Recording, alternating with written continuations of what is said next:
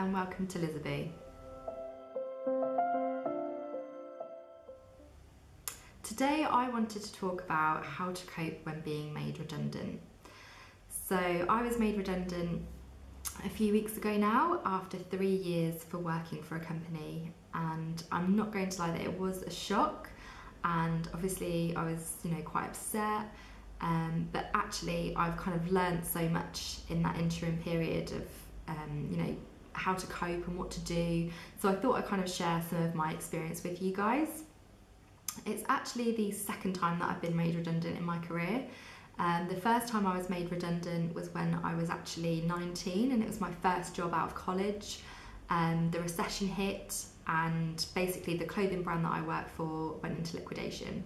So I unfortunately got made redundant at 19, which actually was more scary than it is now, because it's my first job and I really needed the experience, and you kind of feel like it's your own fault, but it's not. So it's quite a weird thing to get used to. But this time around it was obviously very different, because I've been working for well over 10 years now, and I've been working for the company for 3 years in quite a senior role as head of people and operations. So I really enjoyed my job and I really loved the company. The atmosphere was incredible, the environment was just amazing.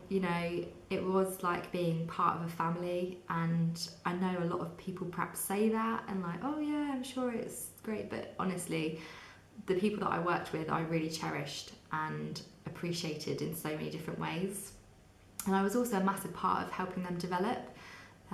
I sort of helped people kind of grow their careers, I helped support them in different things. So when it came to ending it all, it really upset me, because it felt a little bit like empty nest syndrome. I'd helped these people grow and I now had to let them go. Of course we're still gonna all stay in touch, but it's still really sad when you don't see those people day to day when you're so used to seeing them every single day. But anyway, back onto how to cope. One thing I would definitely say is mourn it. So I did give myself one day of just kind of wallowing and having a good cry about it. Especially if you've obviously loved where you've worked, then it is really sad, and it is a bit like a death in a really strange way. So I definitely gave myself time to have a bit of a cry and feel sorry for myself and have a little pity party. But once that was over, it's really important to get those people around you, get your cheerleaders who believe in you and can support you and help you come up with your next kind of action plan. One thing I would definitely say that I hated for the first week is people going, what are you going to do? That is by far the most annoying question, for a number of reasons. Because A, you don't really know what you're going to do, let's be honest. It's kind of a shock, it's a little bit upsetting. So when someone's all going, kind of Spanish Inquisitioning you as to what you're going to do next, it's a little bit like, please don't scare me sort of thing. And also the what are you going to do question is a bit stupid. It's like, well, obviously I need to earn a living, so I'm going to have to kind of get a job or start looking at what I want to do. I don't think many of us really have the capacity to go, oh yeah, I'm going to take a year out and really, develop myself. That's not 100% realistic. So the whole what are you going to do question, stop it. Best question to ask someone is, how can I help? What can I do to help? Because that actually is much more useful than the inquisitive, what are you going to do? So I've had loads of people outreach to me and give me some love and support, as well as some amazing LinkedIn endorsements, which I'm really grateful for. Because you do also have this sort of self-doubt moment where you kind of go, oh my gosh, am I actually any good? Am I actually employable? Of course you are. So you just need people to remind you of how great you are, and that's really important too. The other thing that I've kind of done is see this as an opportunity for change. So although it's a dramatic change, why don't you see it as a stepping stone to do something else? It gives a great time for reflection if you didn't 100% enjoy what you did, or if you did but you want to do more of it. It's a great way to really build off those experiences and think, okay, I've got some time to sit and think about what I want to do.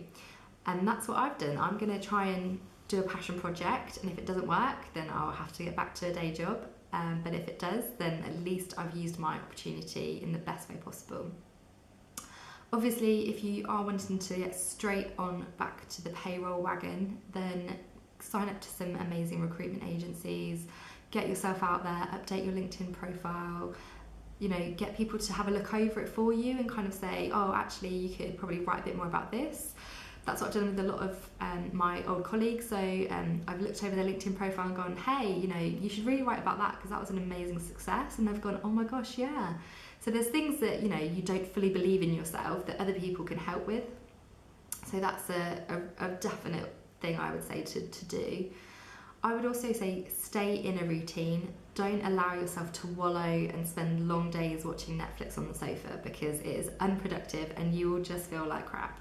So try to have as much routine as possible. So I'm still like getting up at early and working 9 till 5, just working on my blog and other projects instead rather than obviously work. So making sure you stay healthy and fit because that's all going to help your mental resilience and for you to stay really strong and focused and not break down or get upset.